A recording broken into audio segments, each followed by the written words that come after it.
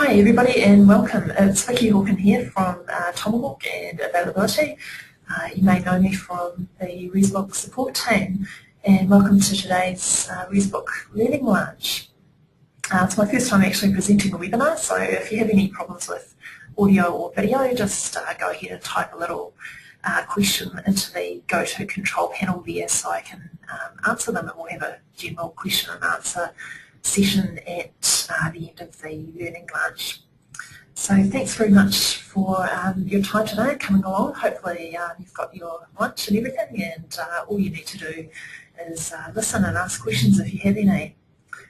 If it's your first time using GoToMeeting by Citrix, you'll notice you've got a little control panel there on the top right hand side of your screen, and you'll have a few little options there for things that you can control.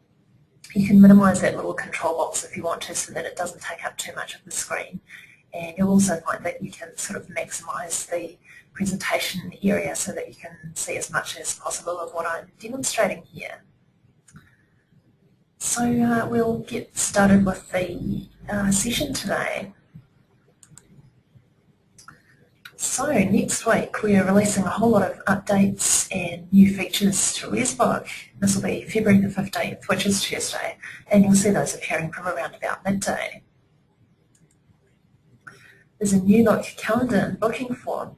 Now the calendar is not too different to your existing version, and the booking form is quite a bit different and quite a lot nicer, we hope you'll find. So I'm going to be showing you what that's going to look like. You'll also have the ability to create and sell special rates through your website, and I'm going to be showing you what your options will be there and giving you a brief sort of a preview of how you can set those up. You'll also have new options for applying minimum stay requirements. So what does this mean to you? Well, first of all, the calendar and booking form on your website will look much, much nicer, and they'll be a little easier for guests to use. You'll be able to enforce minimum stay policies strictly if you wish to, or if you're running instant confirmation, you can say that bookings which don't meet your minimum stay requirements are converted to requests rather than being instantly confirmed, so that you can then have the ability to accept or decline those bookings. And you'll be able to create and sell specials on your website. Who gets the updates? Those updates go to guests and agents who book through your website, so they'll be able to see all the new features. And you as the property always retain the ability to override these specials and minimum stays and things like that. They're a ResBook only feature, so they will just apply to your website. They don't go through to other websites that you may be connected to, and you'll probably find that those websites have similar features where you can set up things that just appear on those websites. And also Res agents have a special relationship with you, which I'll be talking about a little bit shortly.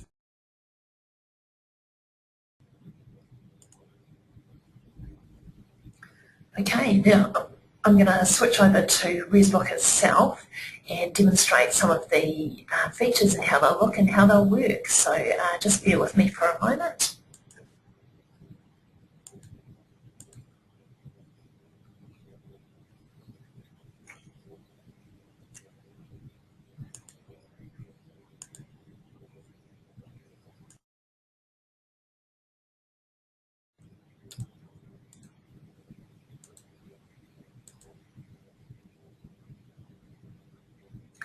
Okay, so I've just switched over to ResBook. This is the old calendar, not the new one.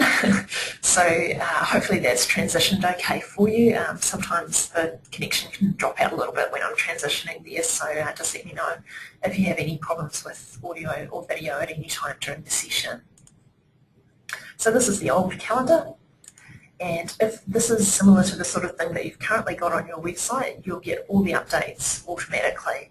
If you're still using the old version of the calendar where your guests need to type in the date that they're going to stay and click around and search and go back and that kind of thing, then you might want to look at changing over to this new version. And in fact, in the dim and distant future, we'll probably not be supporting the old version anymore, so you will at some stage need to change to this version. Hopefully you already are, because it's got a lot of nice features and things that you can use. So that's what it looks like at the moment, and this is what it's going to look like next week. So it's substantially the same, but it's a little more streamlined and compact. And there are a few sort of subtle changes here. First of all, the most obvious one is that your currency is not displayed in the calendar. There's a note at the top here that shows what the currency is that you're selling in, and that just helps us to make the calendar a little bit more streamlined and compact, so it'll take up a little bit less room on your website. There's a few other things that you might notice. First of all, you've got a full rate column here, and some of the dates have these little fire icons on them, and those fire icons correspond to days that have got specials running on them. So you can see that the full rate here is for comparison, because if you look at this one, you can see that some of the days are not full rate and they've got little fire icons, so they're a little bit reduced. So that's an example of selling a special with ResBook. And another thing that you'll notice is that you can now mouse over dates on the calendar and you get a little popover showing more information about each day. So if a day has a particular minimum stay policy or a particular special, you can see detailed information about that. Your stock unit popovers have also changed a little bit. Here's an example. Now I've got this zoomed up a little bit, so it's probably a little bit fuzzy. Obviously it will look a little bit sharper when you're looking at it on your computer. So as you can see, we've got a few new headings and stuff like that, and this stock unit's only got one photo, but if you've got multiple photos, you'll have like 1, 2, 3, 4, and guests can flick through those or click through them. So there'll be a kind of an image gallery there. You may recall that stock units have a features tab that you can tick kinds of features and things like that. So you can say whether a room has things like air conditioning and internet access and TV and that kind of thing. And this room actually doesn't have any of those ticked, but if it did, they would appear in this white space over here. So that's why there's a little bit of a white space to the side there. So that features tab in your stock unit configuration is finally going to be displayed to guests who are booking with you. So I see we've got some questions coming in there. I'll pause a little bit shortly and we'll run through some of those questions. Now you can see some examples of minimum stays here. First of all, I'll just run you through basically what kinds of specials you can have. First of all, the orange room has what we call a discount special. And so basically this is a special where I've said that on certain days the standard rate is reduced by either a percentage or a dollar amount. You can also actually do an increase there. So for example, if you have a special package and you want to up the rate a little bit while that package is on, you can do that. The deluxe holiday home here has a stay and pay rate. This is pay $1,000 for 2 nights. You can see that the usual standard rate or full rate is $725 per night, but if you stay for 2 nights during the special, it's only $1,000 for 2 nights. So that's an example of a stay and pay special. And another kind of special that you can have is shown here on the poolside rooms. And that's another stay and pay special, that's stay 3 nights, pay for 2. And as the guest goes through the booking form, these specials will be automatically calculated. Now I'm just going to show you how the minimum stays that you can have appear. So first of all, in the orange room, at the bottom here, you can see that there's a minimum stay requirement of 2 nights. That's for the whole year and it's required. So if I try and place a booking in the orange room that's for less than 2 nights, So I'm just taking one night here and clicking book now. I actually see a warning there telling me what the minimum stay requirement is, and I actually can't proceed to the booking form unless I select enough nights to meet the minimum stay requirement. In the turquoise room here, we have a minimum stay requirement, which is 2 nights, but fewer nights are available on request. Now this property offers instant confirmation, and normally if I go through the booking form I'd get an instantly confirmed booking, but if I try and place a booking that's for less nights than the minimum required, I'll actually see a little warning just letting me know that this booking will result in a request rather than an instantly confirmed booking. And that's so that if I get all the way to the end of the booking form and hello, it's a request, it can be a little bit of a surprise, so we let them know at the beginning there.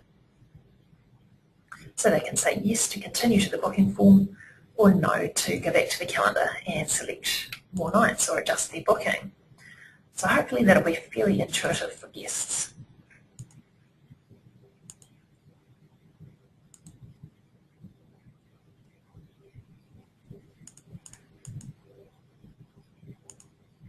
I do apologise for the audio quality. We do have a phone number that you can ring in on if you're not getting good sound through your computer, but I am talking in a meeting room with quite a bit of air conditioning running in the background. I do apologise for the audio quality. Anyway, we're just going to proceed and place a booking, and I'll show you what the fantastic new booking form looks like.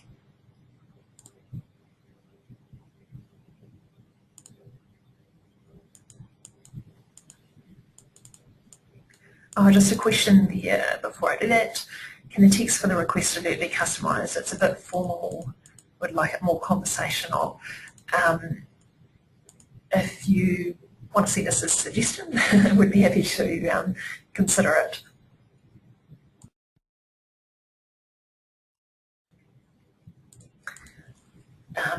As I sort of demonstrate this stuff, we will be making a few minor cosmetic adjustments to this between now and go live time. So there are a few little things like that, like you might have noticed a question mark missing from that question previously. So there's a couple of little things like that that will be just touching up as we prepare to go live.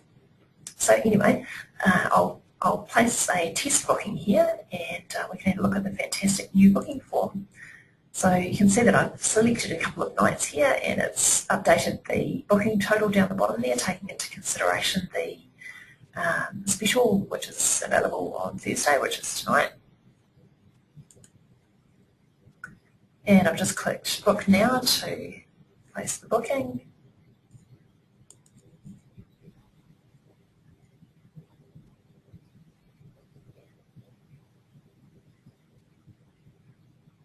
Which takes us through to the booking form. So the frame rate on webinars is a little bit slow, but what you may have just briefly glimpsed there is that there's a kind of a loading animation at the top here. So if there's more data that the form is still loading up, you'll see a neat little animation at the top there as it gathers all the information. So the new booking form looks quite different. Goodbye pop-ups, no more multi-page booking form.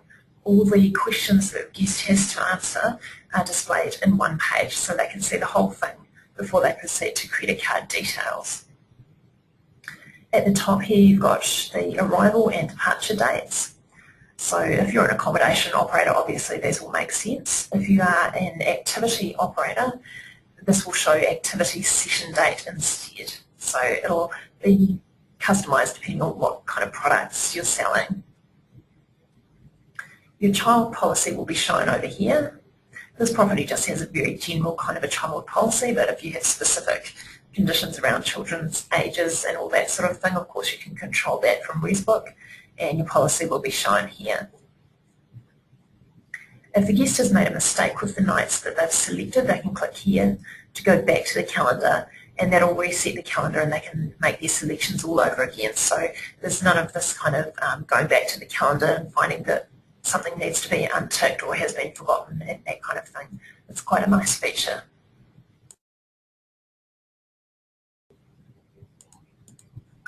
Further down the page, the rooms that they've selected are listed, and they can click on the room name to see those stock unit pop-ups again. The number selected will be shown here, so in this case the orange room is a standalone room, but if this is a room which is part of a classification and you've got lots of those kinds of rooms, the guest will be able to choose the number of rooms that they'd like to book. And if they're booking more than one room, the configuration for each room will be shown down the screen on separate lines. If you have a room that can be either double or twin configuration, the option will be available here in this little drop-down. And the neat thing is that they'll be required to tell you the number of guests that they're going to book with you. And this will be dynamically calculated based on the maximum possible number of guests in that room. So the orange room can only accommodate 2 guests, and if you can accommodate both adults and children, you'll have drop-downs here. If you can only accommodate adults, then obviously the children settings won't show. And if you have a free of charge infant policy, you'll also have an infant column here as well, so you'll be able to find out how many infants are being booked in.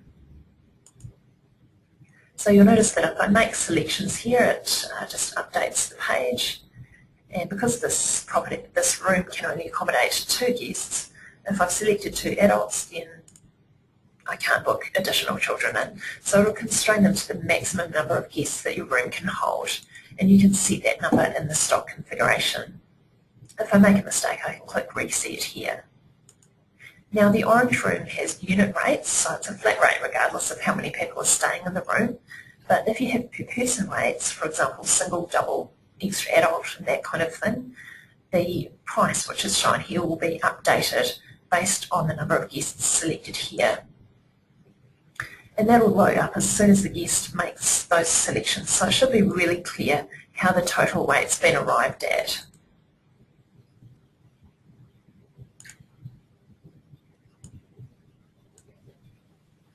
Just some questions here. Okay, I'll talk about those a little bit later.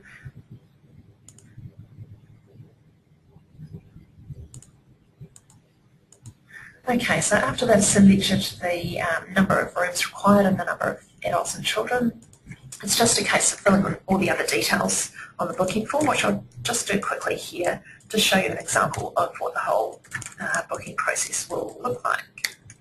Helps if I can spell.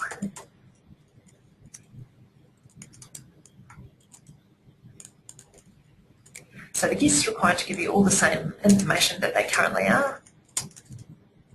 So first name, last name, email address, telephone number and country of origin. And if you require additional information from the guests, you may be aware that you can activate additional fields, and if you have done that, those fields will also appear on this booking form, so there won't be an additional page for them to complete.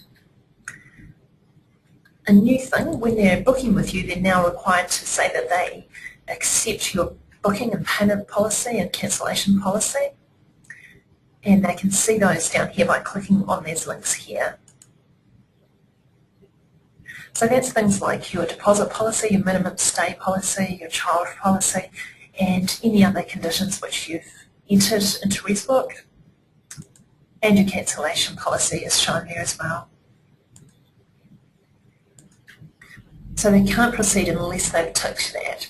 And so that gives you the ability, if you have special terms and conditions, you can load them into your various conditioned areas in ResBook. I'm not going to go into detail as to how you do that, but if you have any questions about that, just you just know it's the same way that you'd currently set up your deposit policy. So once you've done all that, you can click Continue to Payment. Now, if you don't actually require credit card details, if you're operating on request or something like that, this will just be a place booking button. But if you have a credit card requirement, this is what it's going to look like. So the credit card details page is nice and big now. Now this property requires a 25% deposit, so you can see that $95 is going to be transacted as a result of this. If you don't have a credit card requirement, that's okay too.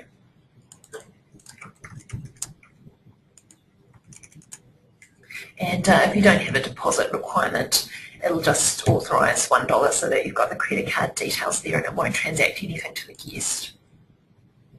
So I've just put a test credit card number in there. And at the end of the booking process, this is the page that the guest will see. So it just summarises all their booking details there, and it's got your terms and conditions, payment policies and that kind of thing down the bottom. Nice and clear. And there's a print button there which will allow them to print this page. So they can make a copy of that for their records. They'll also receive an email showing them all the usual kind of things that they currently get. And you'll get all the usual emails and that kind of thing. So the front end of the booking process has changed quite a lot. What you see in ResBook as the operator won't have changed so much, but it's certainly a lot nicer and easier to use for the guest. So that's all there is to placing a booking.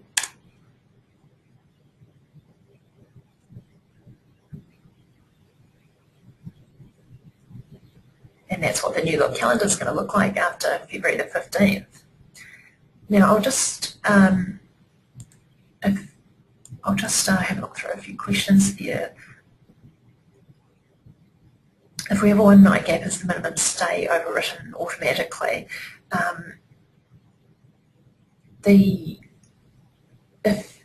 most conservative policy will be applied. So if one of the days of your stay has, say, a 4-night minimum requirement, then any stays which include that day will need to be at least 4 days.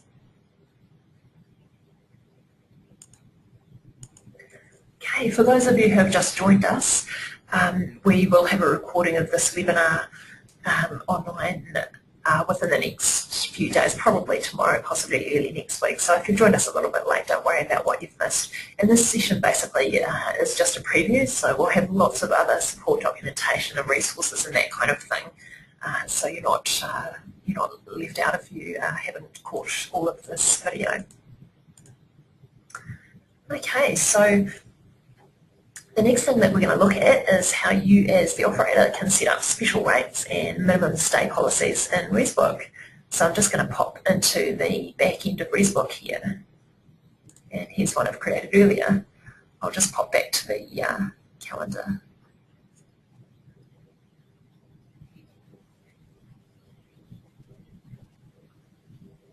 Okay, so you should be able to see the familiar ResBook calendar view here. Now, as you're probably aware, you can set up rates and minimum stays here under your stock configuration menu. So first of all, we're going to take a look at rates.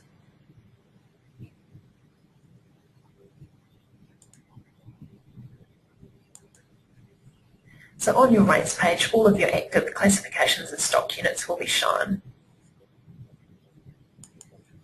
And as you probably know, you can edit the rates by clicking on the room name or the classification or activity name. So I'm taking a look at the orange room here, and you can see that it's got a special setup in there. So here's the base rate. If I want to add a special on that rate, so a special rate is a variation of a full rate or a basic rate or a rack rate, they're sometimes called. And here in orange you can see the details of the special that I've set up previously. That's the weekend discount special. If I want to edit the special rate, I can just click here, and if I want to remove it, I can click here to remove.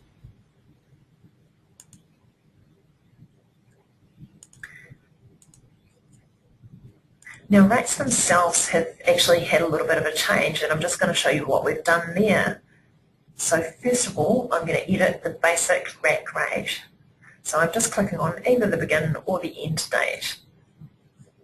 It doesn't matter which. So you can see that the rates page has changed a little bit.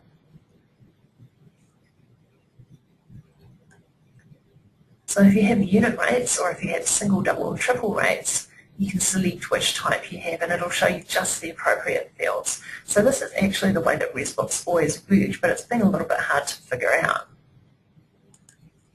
So we've just made some improvements there. So you can see that you can basically pick which kind of rate you have and only the appropriate fields will be shown. Now we've made a few adjustments there. So this is an example of a unit rate, which is a flat rate regardless of how many people are staying in the room. So that's where you put your price in the top field there obviously.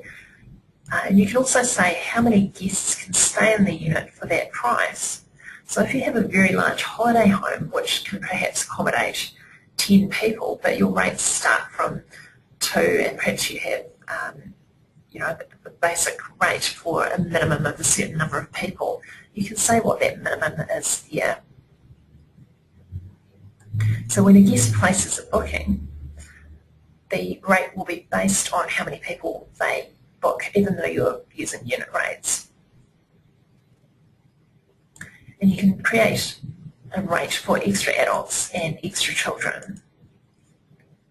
So say if my unit can accommodate 10 people, if I book 1 or 2 people, they'll be in at the unit rate, but anyone additional to that will be in at whatever rate I set up as the adult or child, extra adult or child rate. So hopefully that's not too confusing. It is pretty simple in practice. Just remember that when the guest goes through the booking form, the total price for their booking will be based on the number of guests that they say are going to stay with you. The single, double, triple rates haven't changed too much, so they're still the same. And this would, obviously be the single rate, double rate, and triple rate. You can say whether these rates are only valid for adults or not. So if you allow children to stay a little bit cheaper, you would say yes and add the child rate in there, and it'll automatically calculate the price for the whole booking based on how many adults and children have been booked in. So that's what's happened to your standard existing ResBook rates. And if you're not quite remembering all of this, don't panic. We will be updating the rates short training video, which you've hopefully seen before. So there'll be a short recap available for that.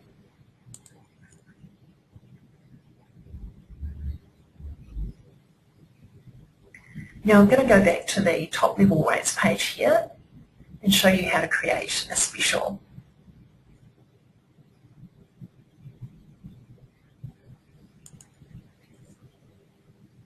So I'm going to use the turquoise room as an example. This has an existing rate period which runs through to the end of December this year. It has unit rates, $650 a night. So I'm going to create a special rate. So I'm just clicking Create Special there. And on this page you can set up the details of that special. So first of all you need to give it a name. So I'm going to create a special rate for March. I'm going to call it March Madness. I can select the begin date and end date for my special using these date selectors here. So I'm going to begin on the 1st of March. And end on the 31st of March. 2 people can stay at the special rate that I'm going to create. And then I can choose which kind of special I want to set up. So there's 3 types of specials you can create.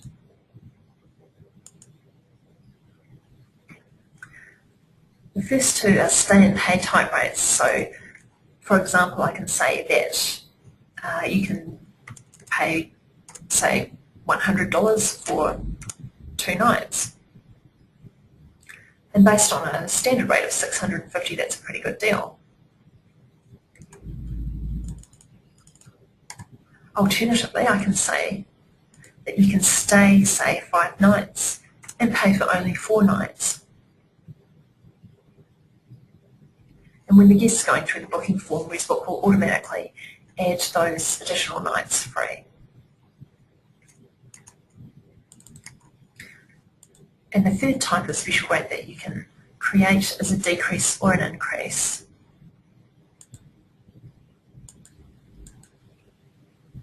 So I could say that I'm going to decrease my standard rates by, say, $50 a night,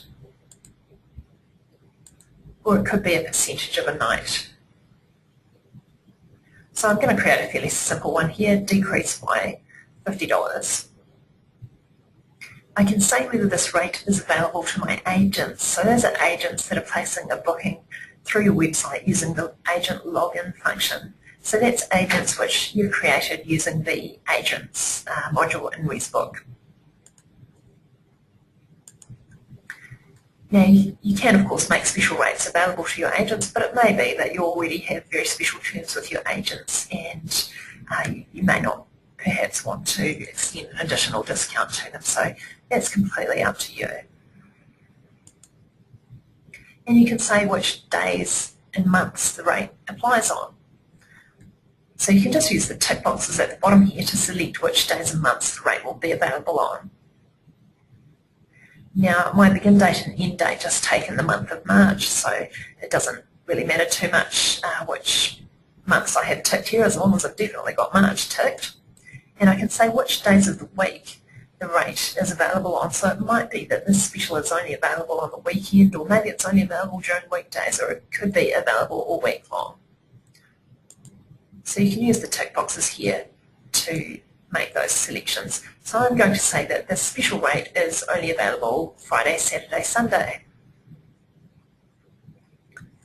And finally, just scrolling down a little bit, you can add some text into the freeform text field at the bottom here to further describe this special.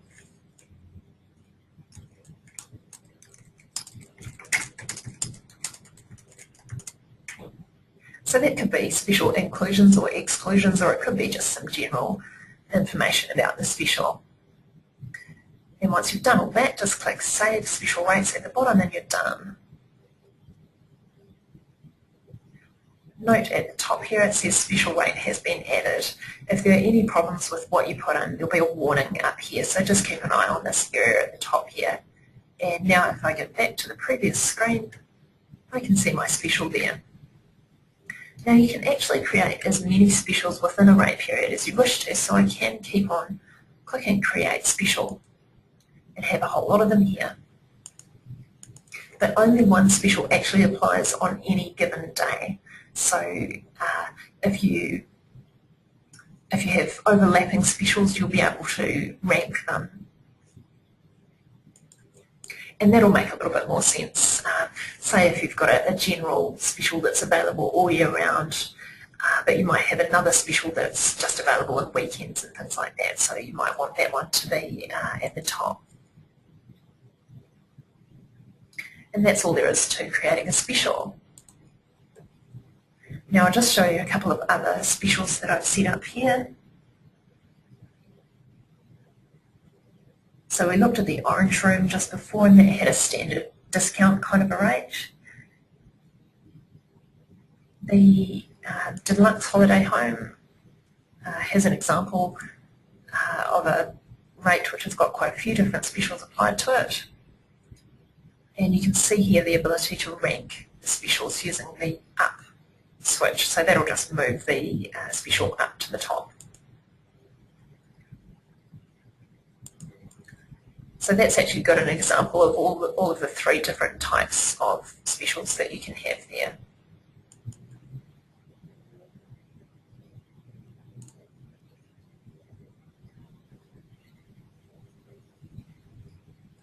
Oh, some good questions there. Will the booking form automatically create a set percentage deposit to take from credit card details? Yes, you can set that up under your accounting and financial settings in ResBook. If you don't have a single rate, can you show that using double, triple, and quad, etc.?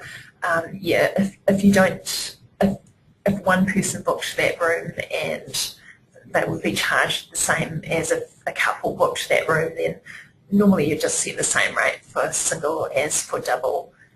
Or you could use unit rates and make that a rate for at least 2 people. So there's a couple of different ways that you can do that.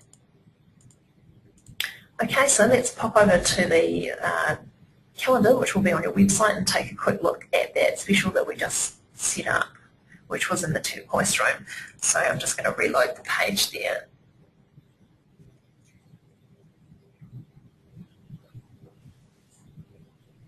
So that was March Madness in the turquoise room.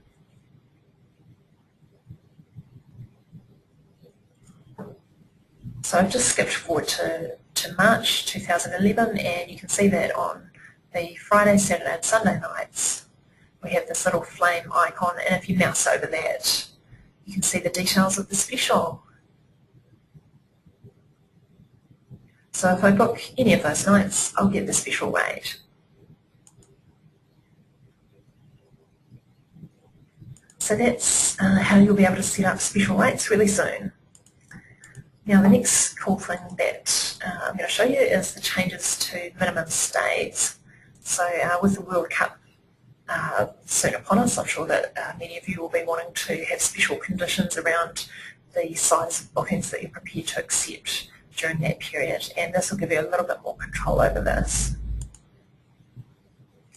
So just jumping back into ResBook now.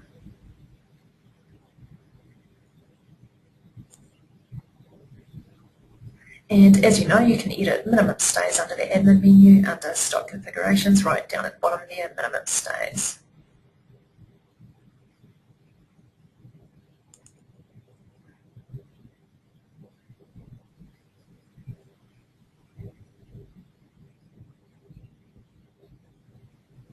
And on the minimum stays page here, all of your active classifications and stock units will be shown.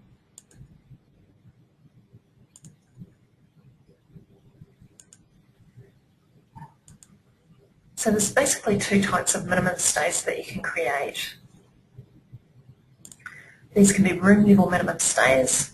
In other words, if you have a special policy that's just for a particular room or activity or type of room, or if you have the same policy across your whole property, you can create a system-wide minimum stay.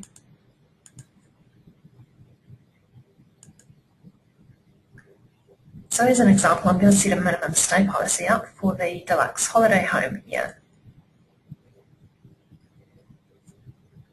So creating a minimum stay is very, very easy.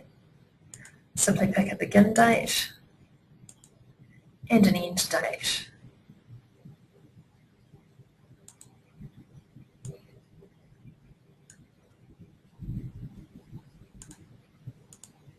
So I'm going to create a minimum stay policy for September 2011. So I've got my begin date there and my end date. And now I have a special option. I can say whether the stay policy is required or whether I'm prepared to accept requests for smaller sized bookings. I'm going to make this one required.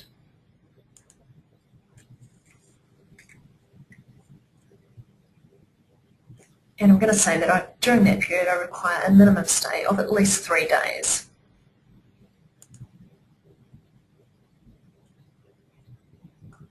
So just fill in all the fields and click Save Minimum Stays. And that's all there is to it. You can see that the new stay policy has been added. If you make a mistake there, you can click the box and click Delete Selected to remove that. And if you want to add more policies, you can just pop them in at the bottom here and keep clicking Save Minimum Stays.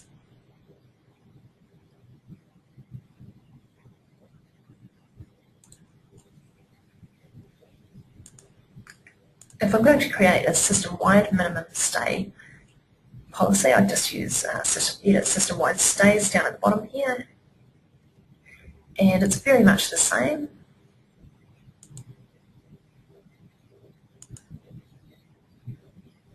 So I just pick a begin date and an end date. Now, system-wide stays have a special feature. You can say that they override. Generally, there's a kind of a background lower priority policy and the room level policy takes precedence. But if you want the system-wide policy to override any of the other stays, tick the override box. And again, you have the option to either allow requests or make that policy required. And just click Save Minimum Stays. Fill in your minimum number of nights required and click Save Minimum Stays to save that policy. If you make a mistake, just tick the box and hit Delete Selected. So I'm not going to keep that one.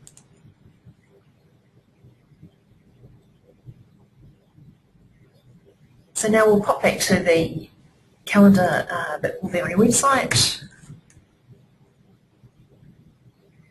and just take a look at how that policy is reflected in the Deluxe Holiday Home. So at the bottom here I can see that 3 nights are required during September 11. And if I jump forward to September 11,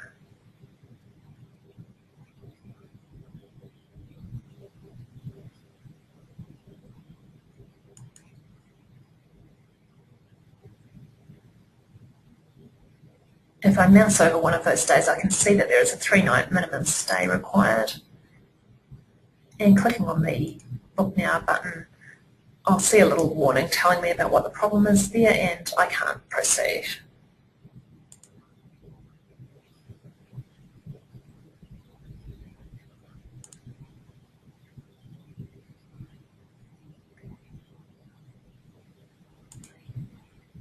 So that's basically all there is to know about the changes that are coming to minimum stays. And we've also looked at setting up special rates and the changes to the new calendar and booking form.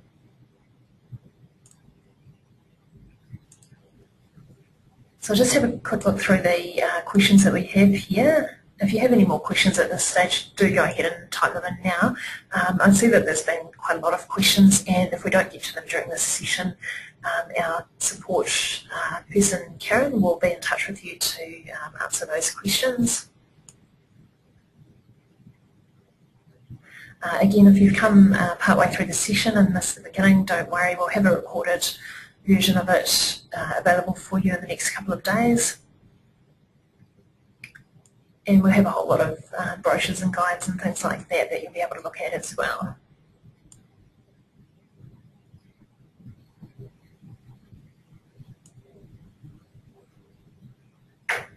Oh, good question there. Will my current minimum stays be transferred automatically to the new calendar? Yes, all your existing rates, minimum stay policies and all that kind of thing will be transferred across.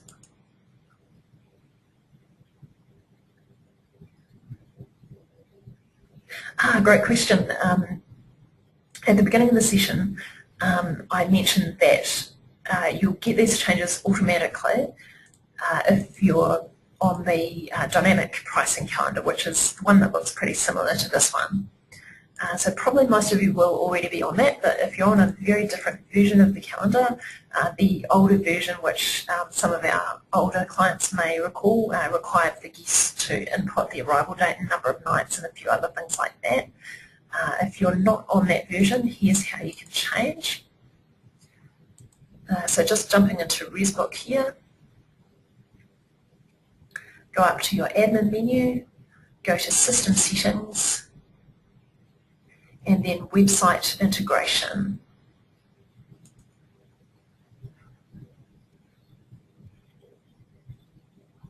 On this page, you can control which version of the calendar you're using. So if you're using the old version, you'll have the dot here in Classic.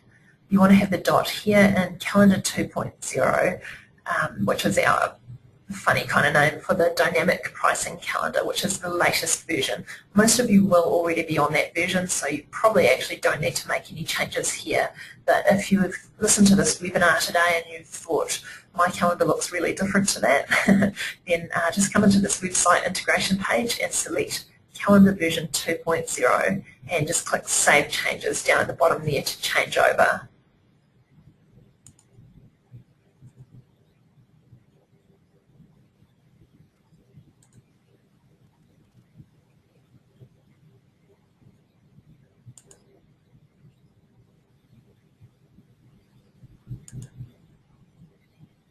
Okay, just a question there.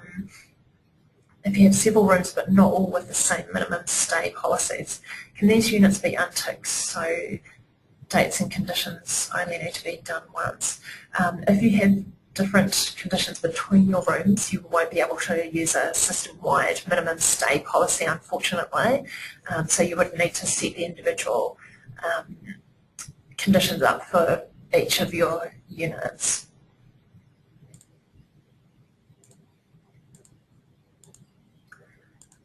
Okay, so thanks for all your great questions today. So just to finish off, just to outline what's going to happen next week. Basically, there's nothing you need to do, so sit back and wait for all the good features. So you'll start to see these features from Tuesday next week, the 15th, around about midday onwards. There won't be any there's highly unlikely to be any outages or anything like that. If there are, we'll put a brief holding page up so you won't lose any bookings.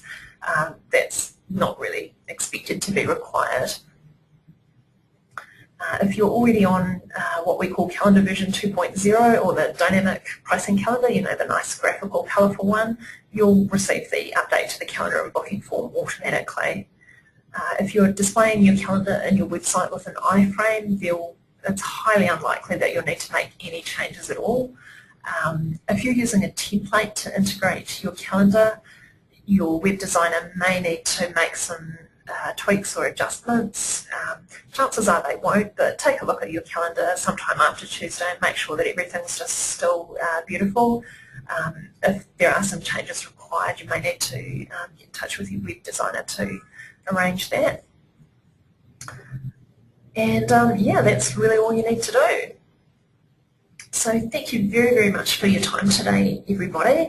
I noticed that we've had attendees from around New Zealand, also Fiji, Rarotonga and Samoa, so thanks heaps for your time today, everybody.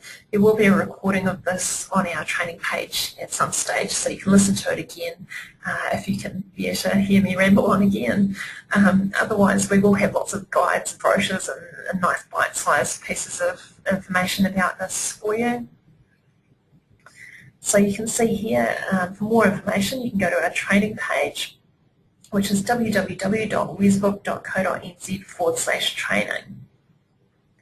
You can also look at the ResBook Assistant. That's the assistant link from within ResBook. It's up in your top right-hand corner of ResBook.